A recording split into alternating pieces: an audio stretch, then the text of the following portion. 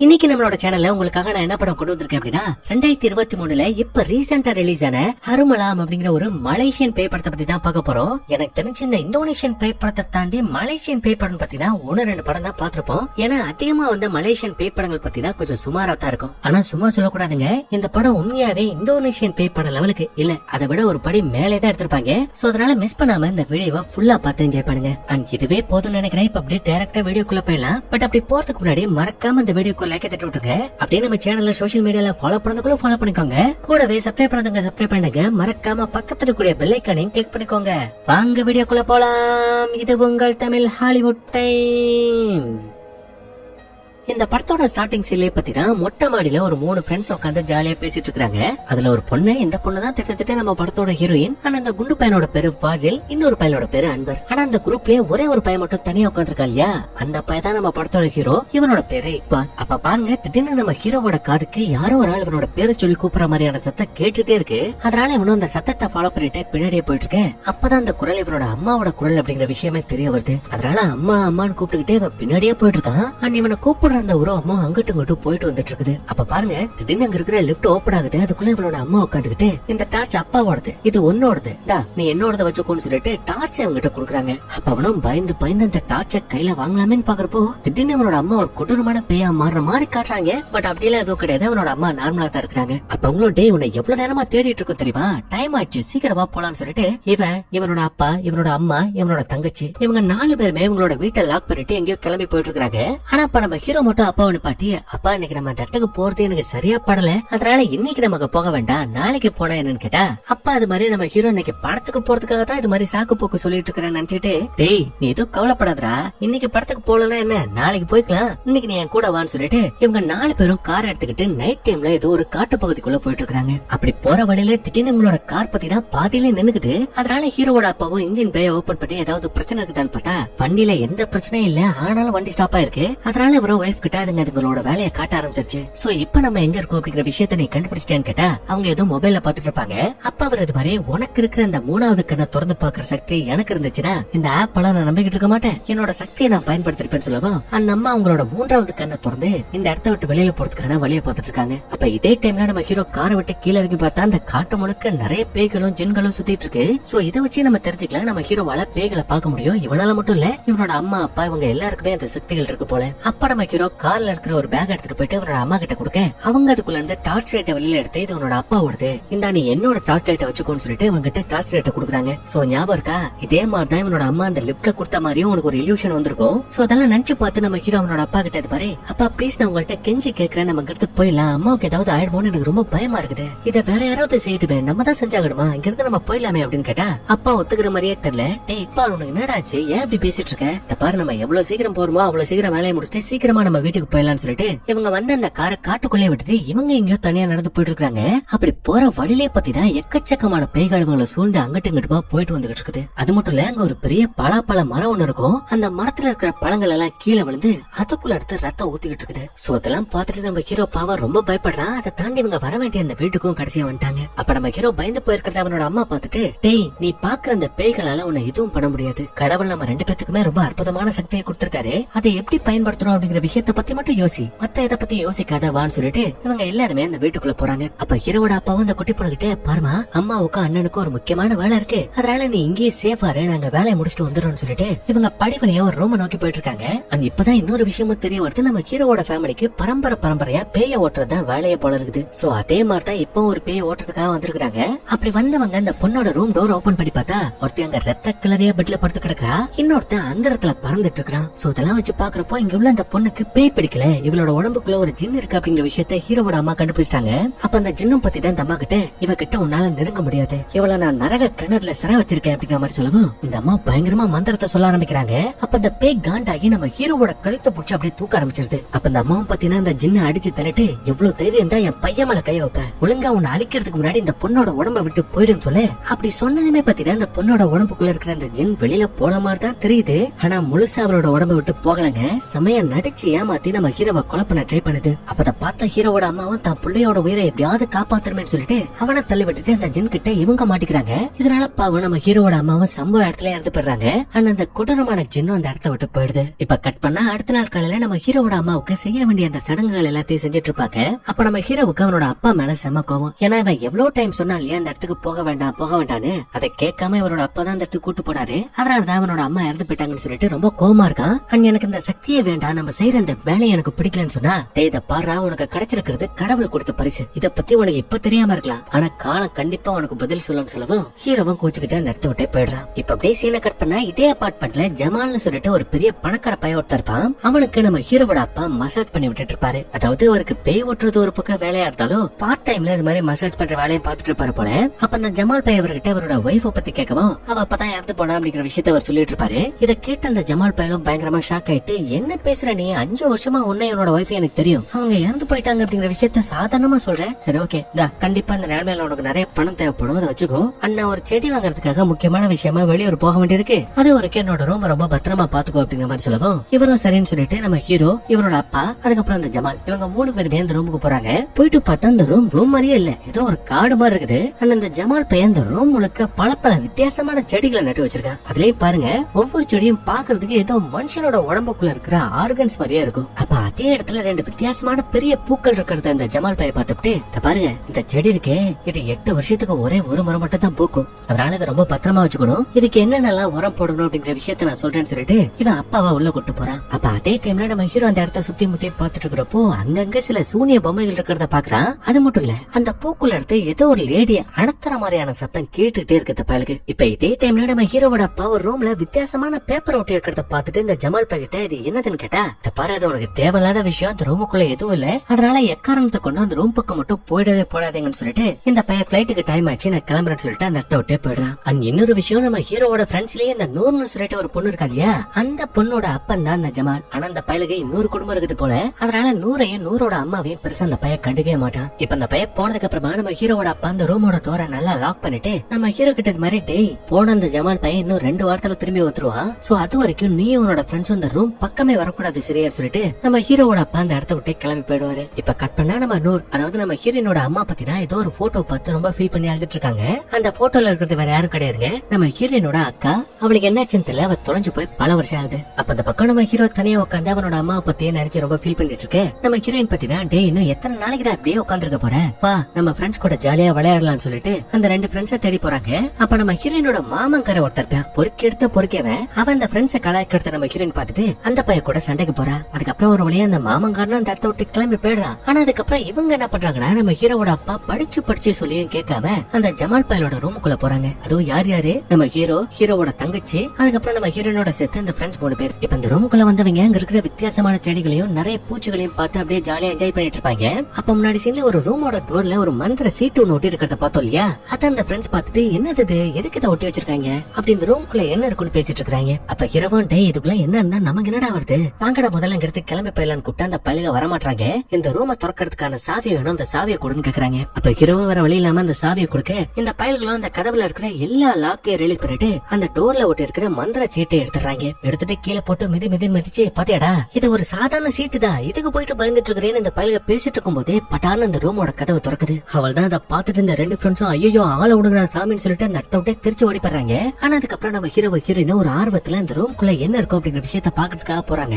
அப்படி போயிட்டு பார்த்தா அங்க உள்ள செவுத்துல முடியோட சேர்த்து ஆணி அடிச்சிருக்கு, அதுல இருந்து ரத்தமா ஊத்துது. அப்ப அவன ஹீரோயின் கிட்ட, உனக்கு அந்த ரத்தம் தெரியுதான்னு கேட்டா, இல்ல எனக்கு அப்படிலாம் எதுவும் தெரியல, அங்க வெறும் ஆணி அடிச்சிருக்கிறது மட்டும் தான் தெரியுதுங்கிறா. அப்ப ஹீரோவுக்கு அந்த இடத்துல தொடர்ந்து ஏதோ ஒரு சத்தம் கேட்டுட்டே இருக்கவும் இவனும் சுத்தி முத்தி பாத்துட்டு இருக்கிறான். அப்ப பாருங்க, திடீர்னு ஆப்போசிட்ல ஒரு கொடூரமான உருவத்தை பாக்குறான். அவள் தான் அதை பார்த்தவ, இல்ல நம்ம அந்த இடத்துல இருக்க கூடாது, இங்க சரியில்லை, வா போலாம்னு சொல்லிட்டு அவசரமா ஹீரோயினை கூட்டிட்டு அந்த ரூமை விட்டு வெளியில வந்துடுறான். இப்ப கட் பண்ணா நைட் ஆகுது, நம்ம ஹீரோ அவனோட ரூம்ல படுத்து தூங்கிட்டு இருப்பான். அப்ப திடீர்னு ஒரு சத்தம், அதுவும் எப்படின்னா ஒரு பொண்ணு அலற மாதிரியான சத்தம் பாத்ரூம்குள்ள இருந்து கேட்டுட்டே இருக்கு. அதனால இவனும் மரண பயத்துல கொஞ்சமா பாத்ரூம்குள்ள போயிட்டு அங்க யாராவது இருக்காங்களான்னு தேடி பார்த்தா அந்த இடத்துல யாருமே இல்ல. ஆனா இப்ப அவனுக்கு இந்த அழுகுரல் அங்க இருக்கிற கண்ணாடியில இருந்து தொடர்ந்து கேட்டுட்டே இருக்கு. சரி ரைட், கண்ணாடிக்குள்ள இருந்துதான் ஏதோ ஒண்ணு அட்டாக் பண்ண போதுறான்னு பார்த்தா அப்படி எதுவுமே இல்ல, இது எல்லாமே அவனோட கனவு தான். ஆனா பக்கத்துல பாருங்க, ஏதோ ஒரு கொடூரமான உருவம் அவனோட பெட்ல படுத்திருக்குது. ஆனா வந்தா பேயோற்ற வம்சத்தை சேர்ந்தவனாச்சு, அதனால இவனுக்கு சில மந்திர தந்திர விஷயம் எல்லாம் தெரியும் இல்லையா, அதனால தொடர்ந்து இவனுக்கு தெரிஞ்ச மந்திரங்கள் எல்லாம் சொல்ல ஆரம்பிக்கிறான். அப்படி சொன்னதுமே அந்த உருவம் அந்த இடத்த விட்டே மறைஞ்சு போயிடுது. இதனால ஹீரோவும் பயத்துல தன்னோட அம்மாவோட சமாதிக்கு போயிடுவோம்னு சொல்லிட்டு நேரா லிப்டுக்கு போனா இவளுக்கு பின்னாடி யாரோ நிக்கிற மாதிரி இருக்குது. சரி யாரா அதுன்னு திரும்பி பார்த்தா அது நூறோட பாட்டி. அதுவும் அந்த பாட்டியோட தலையை பத்தி தான் பாதிதான் இருக்குது, மீதிய காணுங்க. அவள் தான் அதை பார்த்தவன் அப்படியே நேரா அவனோட அம்மாவோட சமாதிக்க ஓடி போயிட்டான். அப்ப அந்த இடத்துக்கு நம்ம ஹீரோட அப்பா வர அவரும் டே என்னடாச்சு, ஏதாவது பார்த்து பயந்துட்டியா, அப்பா நான் இருக்கேன் என்கிட்ட எத்தனாலும் சொல்றேன் அப்படின்னு கேட்டா அந்த பையன் இதுக்கு மேல அந்த பேய்களை பாக்குற சக்தி எனக்கு வேண்டாம், அதை தயவு செய்து எடுத்துருங்கன்னு கெஞ்சிரான். இதனால ஹீரோட அப்பாவும் வர வழி இல்லாம அவனோட உடம்புக்குள்ள இருக்கிற அந்த பேய்களை பாக்குற சக்தியை அவரோட குருவை வச்சு வெளியில எடுத்துறான். ஆனா அப்படி எடுத்ததுக்கு அப்புறமா கூட அந்த குரு பத்தினா ஒரு வேளை இவனுக்கு மறுபடியும் இந்த சக்திகள் தேவைப்பட்டதுன்னா இந்த வாசகத்தை படிங்கன்னு சொல்லிட்டு இவன் அப்பாவோட கையில ஒரு சின்ன மந்திர சீட்டை கொடுத்துட்டு போறாரு. இப்ப கட் பண்ணா நம்ம ஹீரோனோட பாட்டி எப்பவும் போல அவங்களோட வேலைகளை பாத்துட்டு இருக்கிறப்போ திடீர்னு லிப்டுக்குள்ள இருந்து ஏதோ ஒரு சத்தம் கேட்டுக்கிட்டே இருக்கு. அதனால இவங்கள கிட்ட போயிட்டு பார்த்தா அந்த லிப்ட் தானாவே திறந்து மூடிக்கிட்டு இருக்குது. அப்ப பாருங்களேன், திடீர்னு ஒரு பொண்ணோட பேய் நிக்குது. அந்த பேய்க்கு பின்னாடி முன்னாடி பார்த்தோம் இல்லையா ஒரு கொடூரமான உருவம், அந்த உருவம் நிக்கிற மாதிரி காட்டுறாங்க. அவள் தான் அதை பார்த்த நம்ம ஹீரோனோட பாட்டிக்கு என்ன சின்ன தெரியலங்க. அந்த பக்கமா நடந்து போயிட்டு இருக்கிற நம்ம ஹீரோனி பாட்டி அவனோட காதல நம்ம எல்லாருமே சாக போறோம்னு சொல்லிட்டு இருக்காங்க. அப்படி சொல்லிட்டு அந்த அபார்ட்மெண்ட்ல இருக்கிற பால்கனில இருந்து அப்படியே கீழே குச்சிறாங்க.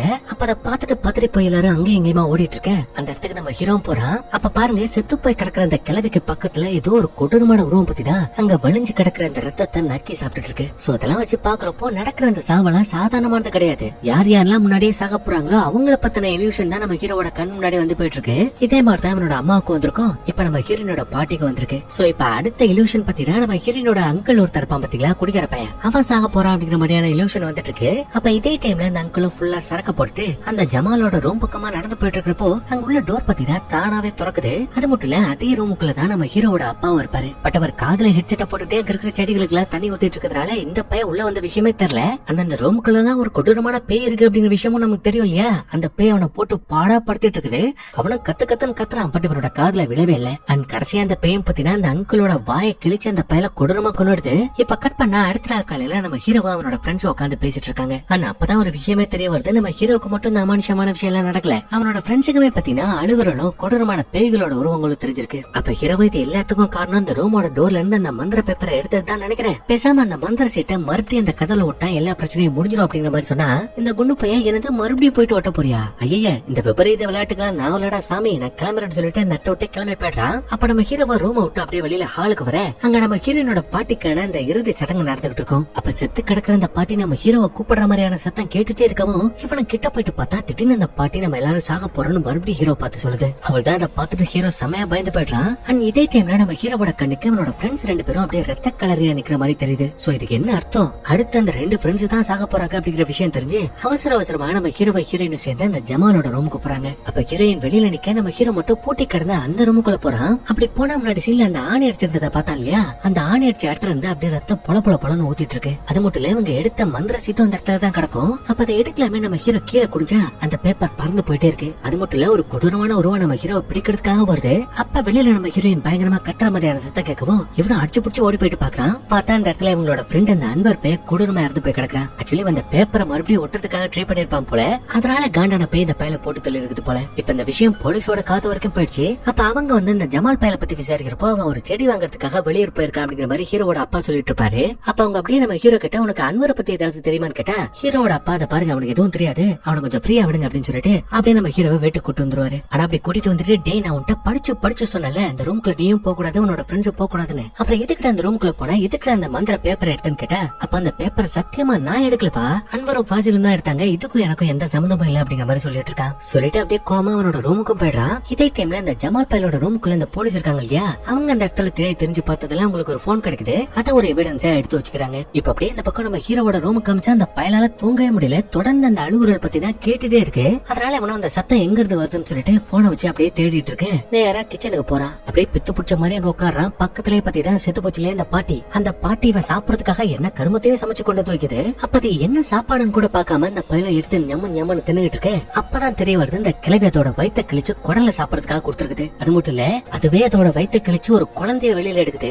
அந்த குழந்தைய நம்ம ஹீரோயின் அப்படியே பச்சையா கடிச்சு தின்னுட்டு இருக்கா. அவள் தான் அதை பார்த்த ஹீரோ அப்படியே வாங்கி போயிடுறான். இப்ப அவன் கண்ணு முழிச்ச பார்த்தா பெட்ல அவனோட அப்பாவோட காப்பாத்தி மருந்து மாத்திரை எல்லாம் கொடுத்துட்டு இருப்பாங்க. அப்ப நம்ம ஹீரோயின் இந்த பையன்கிட்ட பேச வர அப்பதான் அவன் நடந்த விஷயம் எல்லாத்தையும் சொல்றான். அதாவது உனக்கு பேய்களை பாக்குற சக்தி இருக்கு அப்படிங்கிற விஷயத்தையும் நேத்து அவன் பார்த்தா இல்லையா ஹீரோயின் குழந்தைய பிச்சை தின்னுட்டு இருந்தாலே அத பத்தியும் சொல்லிட்டு இருக்கான். இது மட்டும் இல்ல என்னால முன்கூட்டியே யார் சாக போறாங்க அப்படிங்கிற விஷயத்தையும் பார்க்க முடியுது. நேத்து நான் ஒன்ன பார்த்தேன், அப்ப உனக்கு ஏதாவது ஆயிடுமோ நீயும் செத்துருவியோன்னு சொல்லிட்டு எனக்கு ரொம்ப பயமா இருக்குன்னு சொல்ல ஹீரோயின் பத்தினா சிரிக்கிறா. எனக்கு ஏதாவது ஆயிடுச்சுன்னா நீ எப்படா சும்மா இருப்ப, நீ எனக்கு கண்டிப்பா காப்பாத்திருவேன்னு சொல்றா. இப்ப கட் பண்ணா நம்ம ஹீரோவோட அப்பா பாத்தீங்கன்னா போலீஸ் கிட்ட பேசிட்டு இருக்காரு. அதாவது ஜமால் என்ன நம்பிதான் அங்க இருக்கிற எல்லா பிளான்ஸையும் விட்டுட்டு போயிருக்காரு. அதனால இன்னைக்கு தண்ணி ஊத்தாம விட்டா எல்லா செடிகளும் செத்துரும், நான் கொஞ்சம் தண்ணி மட்டும் ஊத்திக்குவான்னு கேட்டா போலீஸும் போனா போதும்னு சொல்லிட்டு இவங்களை உள்ள அலோவ் பண்றாங்க. அப்ப இவரும் இவரோட பொண்ணு அங்க இருக்கிற செடிகளை பாத்துட்டு இருக்க அந்த கேப்ல நம்ம ஹீரோவோட ஃப்ரெண்ட் இந்த குண்டு பையன் இருக்கான் பாத்தீங்களா, அவன் பித்து புடிச்ச மாதிரியே அந்த ரூமை நோக்கி அப்படியே போயிட்டு இருக்கான். அப்படி போனவன அந்த கொடூரமான பேயும் பாத்தீங்கன்னா அப்படியே செவுத்துக்குள்ள இழுத்துக்குது. அப்ப அந்த சத்தத்தை கேட்டு இந்த குட்டி பொண்ணு பாத்தீங்கன்னா நேரா அந்த ரூமுக்கு போயிட்டு அந்த ரூமோட கதை ஓபன் பண்ண ட்ரை பண்ண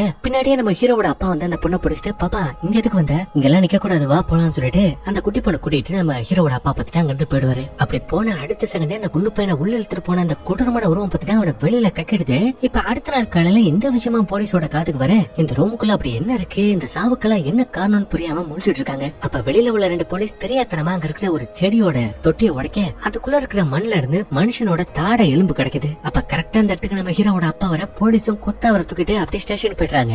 அப்ப வீட்டுல நம்ம ஹீரோவோட தங்கச்சி தனியா இருக்கிறத பாத்துட்டு நம்ம ஹீரோயினோட அம்மா தான் அவங்களோட வீட்டுக்கு உங்களை கூட்டிட்டு போயிட்டு சாப்பாடு எல்லாம் போட்டுட்டு இருப்பாங்க. அப்ப திடீர்னு உங்களோட கண்ணுக்கு நம்ம அடிக்கடி ஒரு பொண்ணோட பேய பாக்குறோம் இல்லையா, அந்த பேய் தெரிய வர அப்பதான் அந்த பேய் நம்ம ஹீரோயினோட அக்காவோட பேய் அப்படிங்கிற விஷயமே தெரிய வருது.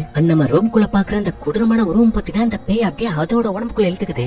அப்படி இழுத்துட்டு அது அப்படியே நம்ம ஹீரோயினை அட்டாக் பண்றதுக்காக கிட்ட வர நம்ம ஹீரோவா அவனோட மந்திர சக்தியை பயன்படுத்தி அந்த பேயை தடுத்து நிப்பாட்ட பாக்குறான். பட் அவனோட சக்தி தான் அவன்கிட்ட இல்லையா, அதனால அந்த கொடூரமான உருவம் அப்படியே நம்ம ஹீரோயினோட உடம்புக்குள்ள போற மாதிரி காட்டுறாங்க. அவள்தான் அப்படியே நம்ம ஹீரோயின் மயங்கி போயிடுறா. பட் அப்படி மயங்கி நம்ம கண்ணு முடிச்சதுக்கு அப்புறம் யாருக்கிட்டயுமே பேசல, அப்படியே பித்து பிடிச்ச மாதிரி உட்காந்துருக்கா. இதனால ஹீரோவும் செம கோவத்துல அப்படியே அந்த செடிகள் இருக்கிற ரூமுக்கு போறான். அப்ப திடீர்னு அவனோட கையில ஏதோ ரத்தம் சொட்ட அப்பதான் பாக்குறான் அந்த அதிசய செடியில இருந்து அப்படியே ரத்தம் பொல பொல பொலன்னு ஊத்திட்டு இருக்கு. சரி இதை போட்டோ எடுக்கலாமேன்னு சொல்லிட்டு போன் எடுத்து பார்த்தா இப்ப அந்த ரத்தத்தை காணோம். அதனால அவனுக்கு குழப்பத்திலேயே அப்படியே அந்த பேய் இருக்கிற அந்த ரூம் இருக்கு இல்லையா, அதுக்குள்ள போயிட்டு பைத்திய மாதிரி கத்துறான். அதாவது நீ யாரு, உனக்கு என்னதான் வேணும், எதுக்காக இத்தனை பேத்த கொலை பண்றேன்னு கேட்டா எந்த ரெஸ்பான்ஸும் வரல. அதனால அவன் நேரா அவனோட அம்மாவோட சமாதிக்கு போயிட்டு என்ன மன்னிச்சிருங்கம்மா, என்னால உங்க உயிரை காப்பாத்த முடியலன்னு சொல்லிட்டு அழுதுட்டு இருப்பான். அப்ப அவனோட அம்மாவே பத்தினா ஆத்மாவா அந்த பையன் கூட பேசிட்டு இருக்காங்க.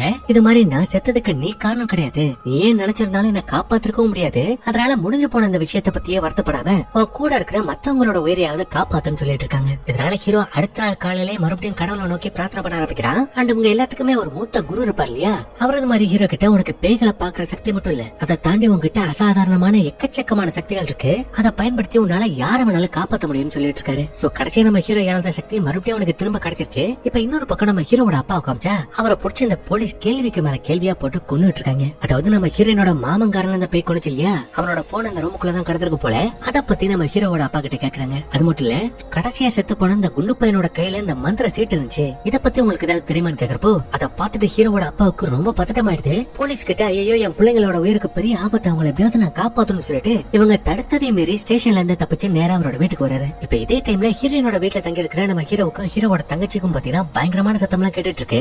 அப்ப கரெக்டா அந்த இடத்துக்கு நம்ம ஹீரோவோட அப்பா வர நூறுக்கு என்னாச்சுன்னு கேட்டா அவளுக்கு பேய் பிடிச்சிருக்கதா நம்ம ஹீரோ சொல்றான். இதனால ஹீரோவோட அப்பாவும் அந்த ரூமோட கதை ஓபன் பண்ணி பார்த்தா நம்ம ஹீரோயின் அவளோட அம்மாவோட வாயில சோத்த போட்டு திணிச்சிட்டு இருக்கா.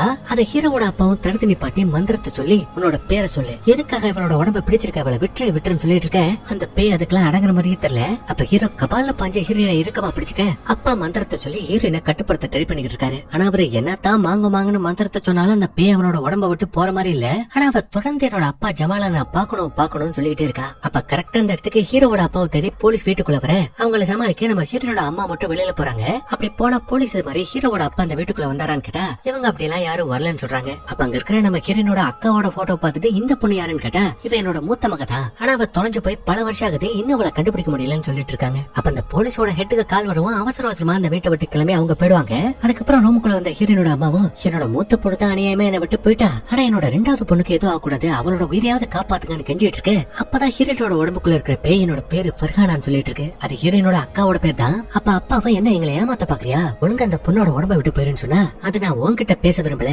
ஜமால கூப்பிடுன்னு அவங்க கூட பேசணும்னு கேக்குது. அப்பதுக்கு ஹீரோவோட அப்பா மறுப்பு சொல்லவா அந்த பேய் பத்தி தான் பயங்கர வயலண்டா அவர் அட்டாக் பண்ண ஆரம்பிச்சிருக்கு. அண்ட் கட்டில் கடியில நம்ம ஹீரோவையும் இழுத்துட்டு போக ட்ரை பண்ணுது. ஆனா எப்படியோ கஷ்டப்பட்டு ஹீரோவோட காலை பிடிச்சி இழுத்து ஹீரோயினோட அம்மா பத்தி தான் இந்த பையனோட உயிரை காப்பாத்துருவாங்க.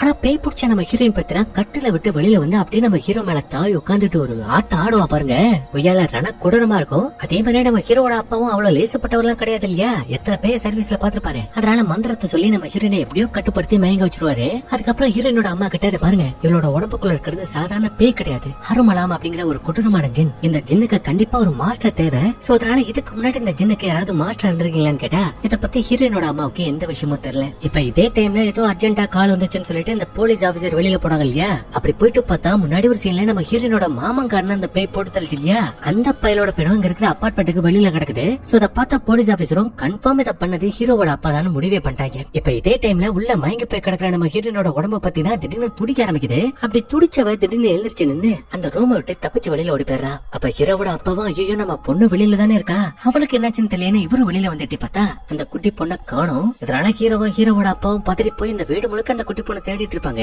அப்ப அந்த குட்டி பொண்ணு கிச்சன்ல நிக்கிறத பாத்துட்டு நம்ம ஹீரோவும் கொஞ்சம் கொஞ்சமா அந்த பொண்ணு கிட்ட போக திடீர்னு லாஃப்ல உட்கார்ந்திருந்த ஹீரோயின் பத்தினா கத்தி எடுத்து அப்படியே நம்ம ஹீரோவோட நெஞ்சிலே இறக்க வரா. ஆனா ஜஸ்ட் மிஸ் அவனுக்கு விழ வேண்டிய அந்த கத்தி குத்த ஹீரோவோட அப்பா வாங்கிறாரு. ஆனா இப்ப அது கூட பிரச்சனை இல்லைங்க, ஏன்னா அந்த ஜின்னோட கையில இப்ப நம்ம ஹீரோவோட தங்கச்சி மாட்டிக்கிட்டா. அப்ப அதை பாக்குற ஹீரோவுக்கு ஹீரோவோட அப்பாவுக்கும் அள்ளு தாங்கல. அவ்வளவுதான், கன்ஃபார்ம் அந்த பொண்ணை சொருக போறாடான்னு நினைச்சா அவ எதுவுமே பண்ணல. அப்படியே அந்த பொண்ணை தூக்கிட்டு வந்து பக்கத்துல இறக்கி விட்டுட்டு கையில வச்சிருக்கிற கத்தியும் கீழே தூக்கி போட்டு அப்படியே நம்ம ஹீரோ மேல பாயிரா. அப்ப ஹீரோ என்ன பண்றாடா, ஹீரோனோட உயிரை எப்படியாவது காப்பாற்றணும்னு சொல்லிட்டு அவளுக்குள்ள இருக்கிற அந்த கொடூரமான ஜின்னை இவனோட உடம்புல ஏத்திக்கிறான். அதுக்கப்புறம் யாரையும் தொந்தரவு பண்ணாம அந்த ரூம்ல இருந்து நேரம் அந்த செடிகள் இருக்கிற ரூமுக்கு போறான். போயிட்டு அங்க இருக்கிற தொட்டில இருக்கிற மண் எல்லாத்தையும் நோண்டி அதுக்குள்ள இருந்து ஒரு மண்டை ஓட்ட வெளியில எடுக்கிறான். இப்ப இதே டைம்ல வெளியூருக்கு போனா இல்லையா இந்த ஜமால் பையன், அந்த பையன் வேலையெல்லாம் முடிச்சுட்டு மறுபடியும் இந்த வீட்டுக்கு தான் திரும்பி வந்துட்டு இருக்கான். இப்ப இந்த பக்கம் நம்ம ஹீரோ பத்தினா நேரம் அந்த அமானுஷமான ரூம்குள்ள போயிட்டு அங்க இருக்கிற செவுத்து நோட்டி அதுக்குள்ள இருந்து ஒரு பையன் வெளியில எடுக்கிறான். அப்ப அதெல்லாம் பார்த்த ஹீரோவோட அப்பாவும் என்னோட பையனோட உடம்பு விட்டு போயிடுன்னு சொல்லிட்டு அந்த ஜின்ன விரட்ட பயங்கரமா ட்ரை பண்ணிட்டு இருக்காரு. ஆனா நம்ம ஹீரோவோட உடம்புக்குள்ள இருக்கிற அந்த ஜின் பத்தினா நம்ம ஹீரோவை பத்தியும் ஹீரோவோட அம்மாவை பத்தியும்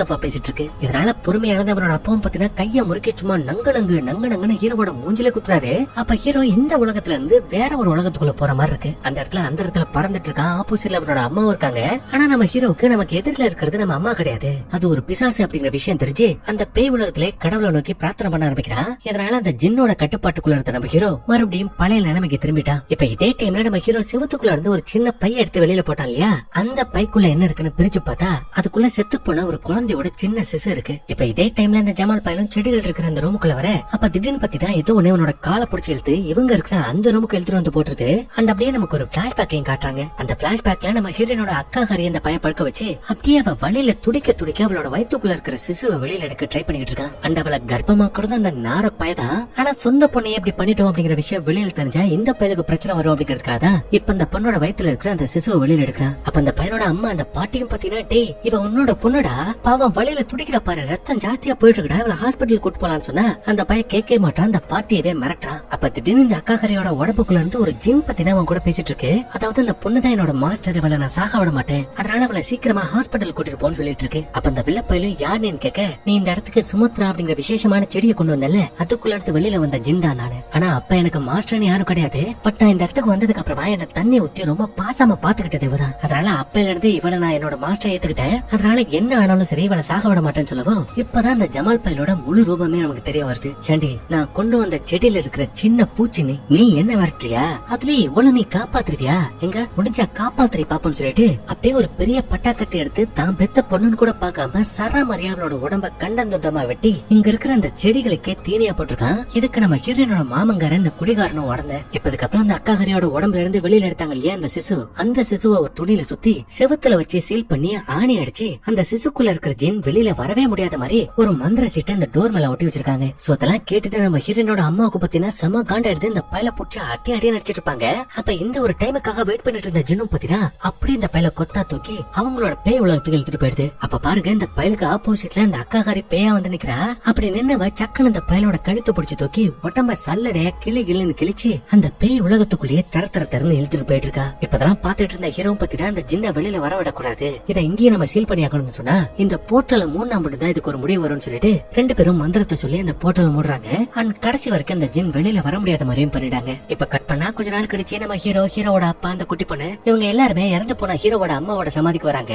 அப்ப அந்த குட்டி பொண்ணோட கண்ணுக்கு அந்த சுடுகாட்டுல இருக்கிற பேய்கள் தெரிய நம்ம ஹீரோ மாதிரி இவளாலேயும் பேய்களை பார்க்க முடியும், இவளும் மத்தவங்களுக்கு உதவிப்படுறதுக்காக தான் பிறப்படுறதுக்கா அப்படிங்கிற மாதிரி காமிச்சு அப்படியே இந்த படத்தை முடிக்கிறாங்க. கண்டிப்பா இந்த படம் உங்களுக்கு ரொம்ப பிடிச்சிருக்கும்னு நினைக்கிறேன். அப்படி பிடிச்சிருந்தா மறக்காம இந்த வீடியோக்கு லைக் தட்டி விட்டுங்க. அண்ட் முடிஞ்ச அளவுக்கு உங்களோட ஃப்ரெண்ட்ஸ் அண்ட் ஃபேமிலிக்கும் ஷேர் பண்ணுங்க. மீண்டும் ஒரு சூப்பரான வீடியோவில் சந்திப்போம். தேங்க்யூ.